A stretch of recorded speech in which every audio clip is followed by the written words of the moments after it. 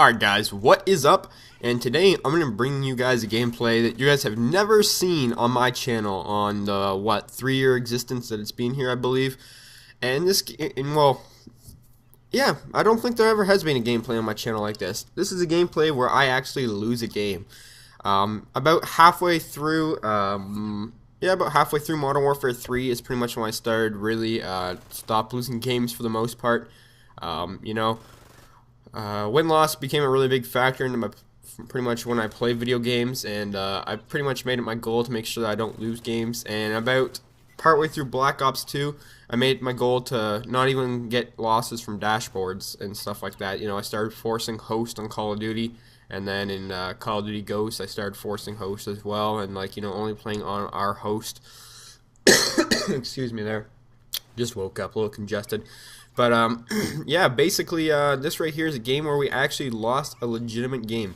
This is only my second legitimate loss in Call of Duty Ghosts. I've only lost one legit game before, and what I mean by legit is the fact that I have 6 losses. This right here is my most current loss, my 6th loss. And only 2 of the 6 losses are legitimate. The rest of them are either connections times out, or getting timed out, or the host dashboarded when we didn't have host.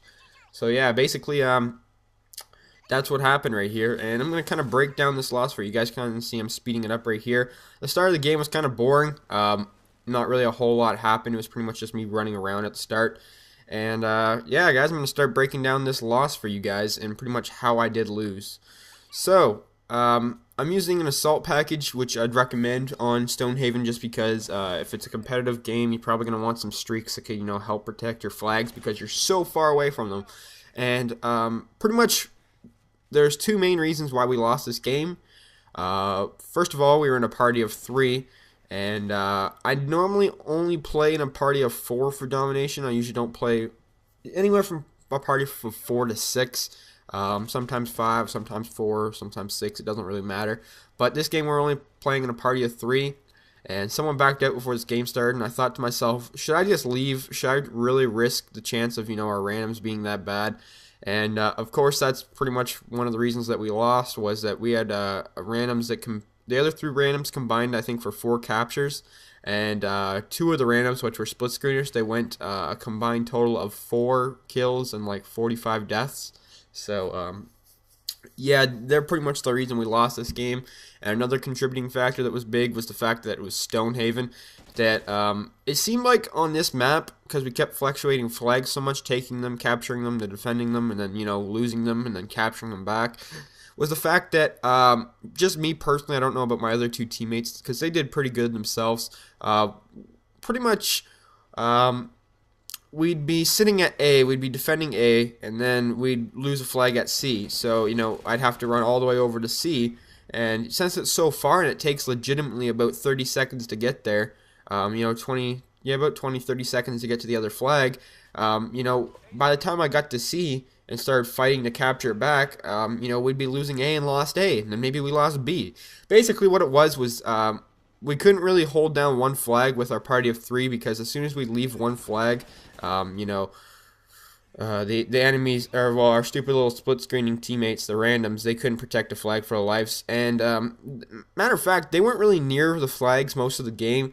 Another big reason why we lost is due to the fact because the randoms was basically because they'd be sitting in far corners of the map, just giving us bad spawns. So you guys know if you're holding a flag and you have teammates near a flag, if you die near the flag, you won't spawn way out in the middle of nowhere most of the time. You'll spawn pretty close to where most of your teammates are, where the flag is most of the time, right? Because that's your flag.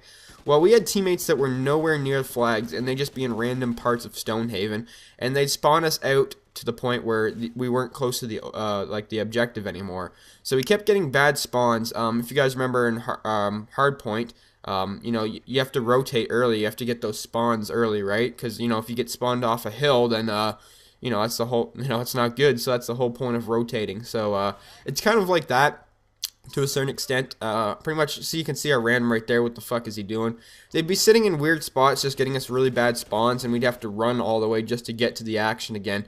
Where the other teammates kept spawning near the objective, just simply because they were around the objective most of the time. But yeah, that's pretty much the two biggest factors of why we lost this game. I really didn't play the greatest myself. I definitely didn't do bad. I think I did pretty good KD wise, but that really wasn't the biggest point. This team kind of took us out of the objective to the point where we just almost didn't have a chance to come back. They started pulling away around this time simply because they started getting organized, and we never got organized throughout the game. And, we were me and my two other teammates that were in my party, we were just scrambling from flag to flag. What we should have done is we should have said, all right, Oko, you stay at B, Chris, which is me, I'll stay at C, and Drake, you stay at A, all right? And if you die, we'll figure something out from there, but just camp the flag, basically. And we never really got to something like that because we were so scrambled the whole time. And then when we did die, we get that stupid random spawn. Like, let's see where I spawn. I spawned near B. That spawn wasn't too bad. But if you guys watch this game, I'll usually spawn pretty much wherever those two split screeners are. They're named Pimp, and I guess they're real pimps for sure. They're too busy pimping it up to do good at Call of Duty. But yeah, this game right here is also just a proof to people that I do not dashboard. I always get people in pregame lobbies and stuff saying that I'm a dashboarder and that, I don't play, if I ever just lose a game, I'll just quit and my stats are fake. Man, that it's frustrating at times, but I've gotten to the point where I just don't care what people say because, there's people with higher stats. I have, I think, 2 people on my friends list that have both higher KD and higher win-loss than me. They both have, like, over 100 win-loss and both over 6 KDs. That's what I don't have.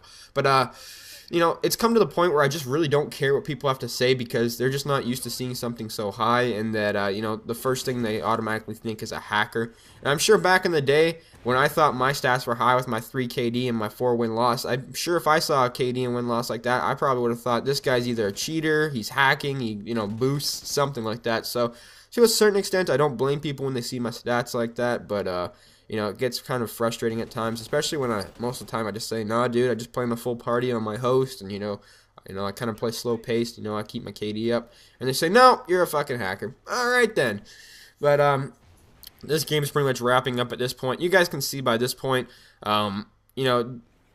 their whole team was just running support, so they had those stupid oracles up the whole time. I didn't even have a tryhard class on, which is another reason, but, my tryhard class wouldn't have been the greatest for Stonehaven anyways, because it's usually an SMG for my tryhard class. But, yeah, basically around this point in the game, we realized, it's over for sure. So, this is pretty much wrapping up the game, guys. There wasn't really a whole lot to break down because the mistakes were really simple, but anyways, here's the final score. Hope you guys enjoyed this loss of me losing. Thanks for watching. Peace.